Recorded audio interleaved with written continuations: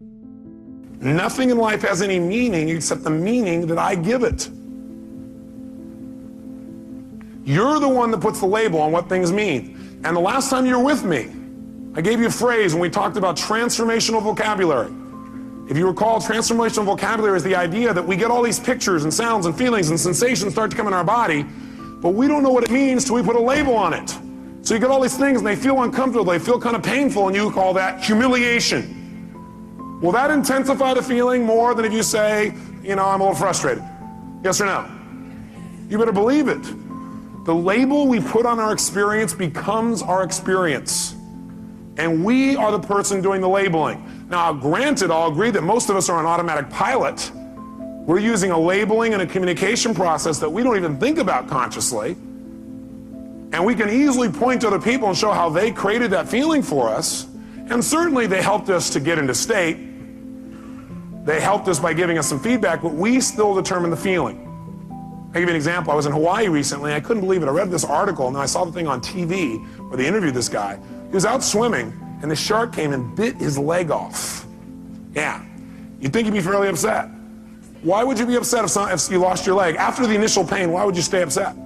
Because of the meaning you'd link to that, right? What would be the meaning that would make you feel upset all the time? That's right, the meaning of loss, that you had lost something.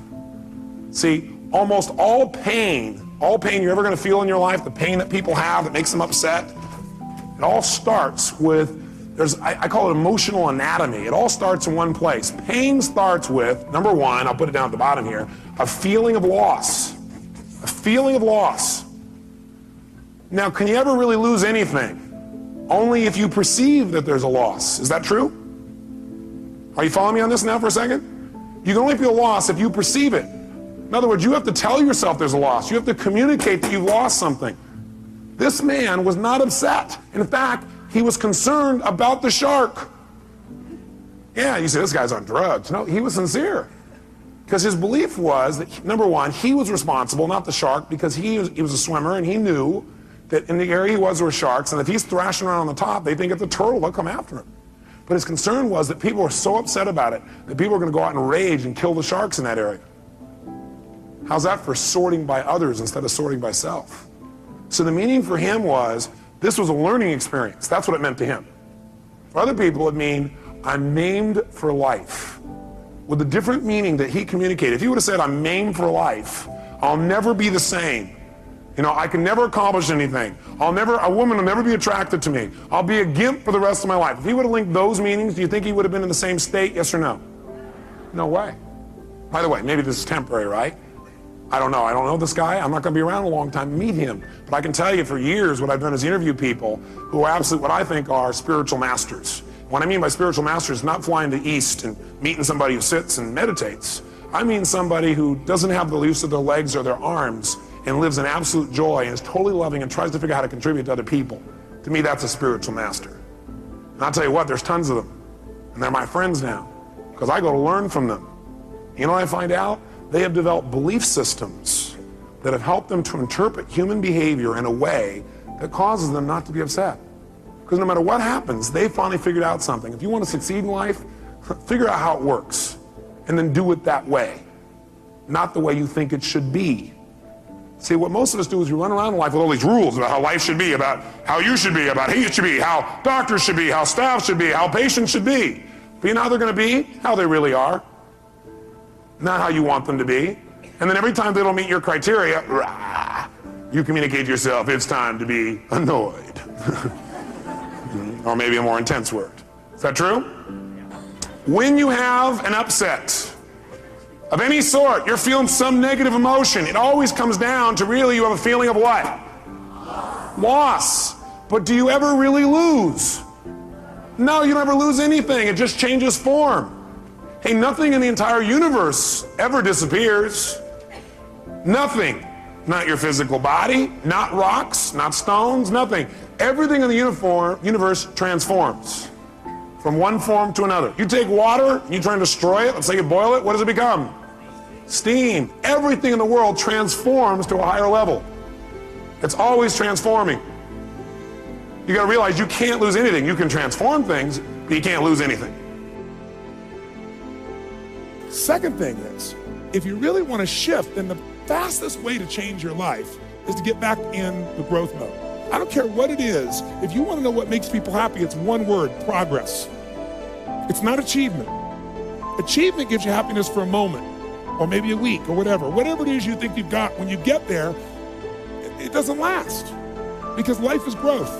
We're either growing or we're dying. We all know the phrase, but it's because it's true. You know, phrases that have been overused and sound stupid at this point, the reason they've been overused is because they're accurate. And if you're gonna be alive, progress is it. If you want your body to feel alive, you gotta make progress. If you want your relationship to be alive, there's gotta be progress. If people experience progress, they are happy. If they don't, they won't be. I don't care what they achieve, I don't care where they go. So progress, if you're gonna make it, the first place to start to get it is be like a kid again. It's getting people to break their patterns. All the problems in relationships are based on patterns. You interrupt the pattern that doesn't work, it's so easy. But to do that, you gotta break your own. To do that, you gotta have enough energy. So what I'm gonna ask you to do is to be a kid again. Because when you're a kid, you try anything, right? Kids will do anything. If a kid tries something and it doesn't work, they don't feel like a failure, they just get up and try something else. But if an adult tries something and it doesn't work, they go, did anybody see that? No, never doing that crap again. It's bizarre. So here's what I believe. What's missing from relationships, what's missing from people's lives. Most people have a low standard for what they expect from themselves. That's it. That's it. Sorry to be so simple, but that's it. And so the way to raise your standard around is get around where it's better and let something hit you. Because most people don't have great role models. And when it comes to physical body, I started noticing all my friends talking about, oh, I'm getting old. And they were 48, 45 years old, 40.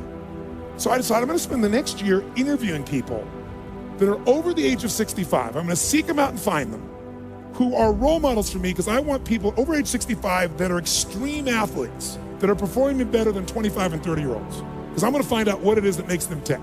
Because that's what I want. I want a long, passionate, extraordinary life. So the first woman I found, 72 years old, Sister Madonna, Catholic nun who did not exercise in any consistent way till she was 40. At 40, she was getting a little plump, decided she was gonna go for a little walk. And each day she walked a block further. Within a year, she was running 10Ks, and then all of a sudden, marathons. And from the age of 40, picture this, to the age of 72 when I interviewed her, over those 32 years, she ran more than 350 Ironmen. Now, I mean, this is unbelievable. I want you to picture this. Waking up on your 71st birthday, you fly to Hawaii to celebrate your 71st birthday. You wake up that morning and decide the way you're gonna celebrate your birthday is to run an Ironman. So you get up in the morning, you're 71 on your birthday, and you run a marathon. Then after your marathon, you go for what, a 2.5-mile swim. Then after that, you jump on your bike for 100 miles. Now picture this, you're at mile 45 roughly, and you are passing 35-year-old men. Better yet, pretend you're the 35-year-old man that a 71-year-old woman is passing. Sister Madonna got to mile, I forget the exact mile, but about 67, 68, 69. She was more than 3/4. She only has like 25 miles to go, and the whole thing's done. And she's on the big island of Hawaii. And if you've not been there, it's beautiful, but it's desolate.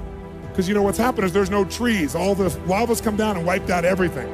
So it's very rocky, and since there's no blockage, there's lots of wind, and the wind's picking up, and it's coming right at her, and she's coming to the end of this thing. She's, you know, maybe got 25 miles to go, and the wind's picked up to 35 miles an hour, then almost 40 miles an hour, and she became a flying nun. It picked the wind, smacked her and her bike, lifted her and smashed her on the rocks. She broke her hip, split her clavicle, cut her face. They took her away in an ambulance. The next year, they started to vote, and they were deciding that they were not gonna let anybody over the age of 55 do this, because it's too dangerous. So she protested and came up and did it again at the age of 72 and completed it. How's that for some determination, huh?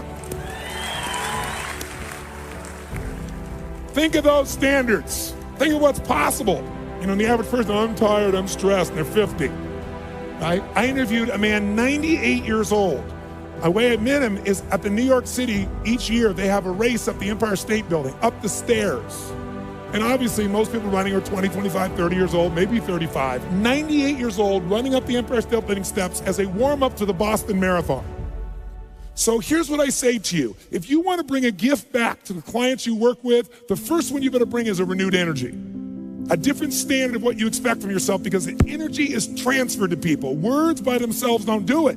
If you take these words and you think of words like a little stick pin, you know, you buy a blouse for a little stick pin, that's a word, and I throw it at you. Will you feel it? Maybe. But if you wire to the back of it an iron bar called emotion, boom, you can put that right through somebody's heart. And it's hard to do that if you don't rejuvenate yourself. You know, their physical, the way they physically feel. Because I felt like it 100 times. And then I worked out, and then I felt way better. When life collapses on you and catch you on the blind side, what reason can you remember that you can call on, that you can reach on, that can make you get back up? Find that reason. Because when life had knocked me down, I said, life, I'm doing this because I want to make my mama proud of me. I'm doing this because I want my children to have a better life than what I had. I'm doing this because all my life I've been told I'd be a loser, that I wouldn't make it. I'm doing this to make them a lie. I believe, like Frank Sinatra, he said, the best revenge in life is massive success. I'm doing this so I can become massively successful. Talent you have naturally. Skill is only developed by hours and hours and hours of beating on your craft. Only thing that I see that is distinctly different about me is I'm not afraid to die on a treadmill. Right? Fear of failing, working, thinking, and striving, and relentlessly trying to be more prepared for battle. So, I want you to be afraid of failing. I refuse.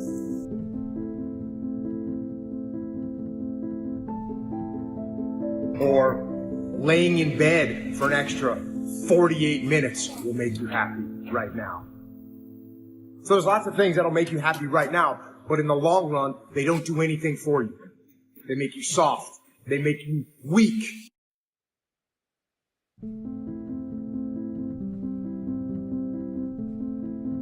But I tell you, there are some times in life where you fall down and you feel like you don't have the strength to get back up. And fear comes in. Just that fear paralyzes you. And I just want to ask you today, do you think you have hope?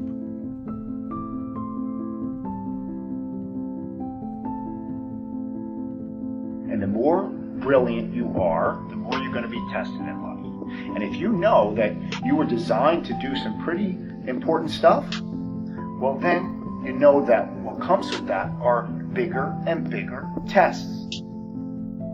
So if you understand who you are now, and you're constantly comparing yourself to something else or somebody else who you should be, that means there's a ping pong match there.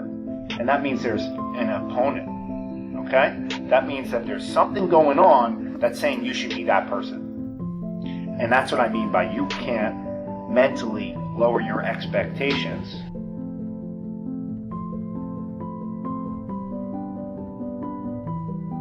It was hard, ladies and gentlemen. It was very difficult to pick myself up each day believing that I could do it. There were times that I doubted myself. I said, God, why is this happening to me? I'm just trying to take care of my children and my mother. I'm not trying to steal or rob from anybody. Why did this have to happen to me? It was very hard.